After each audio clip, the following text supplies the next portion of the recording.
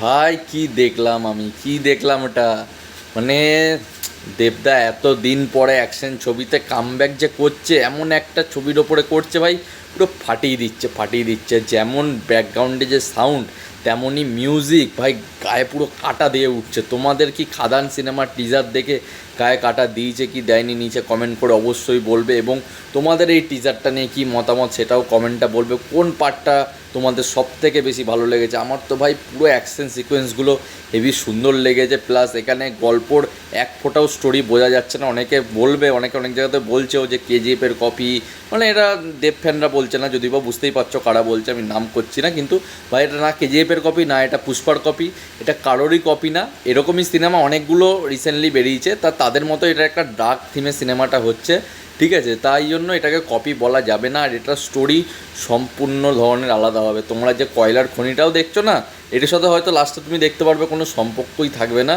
এটাকে জাস্ট একটা এমনি হিসাবে দেখানো হচ্ছে, আসল গল্প অন্য কিছুই দেখতে পারবে তোমরা, এটা আমার মন বলছে। কারণ দেবদা এত সহজে কয়লা খনি ফনি নিয়ে বই বের করবে না, ঠিক আছে? কয়লা খনির সিন থাকবে, আমি বলছি না সিন থাকবে না, কিন্তু আসল গল্পটা অন্য কিছু নিয়ে হবে। এটাই হচ্ছে দেখার।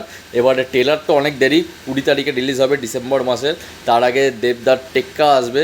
তাই জন্য বলছি ভাই, সবাই অপেক্ষা করে রাখো, পয়সা জমিয়ে রাখো পুজোতে আর নতুন বছরের খুশিতে দেবদাস সিনেমা।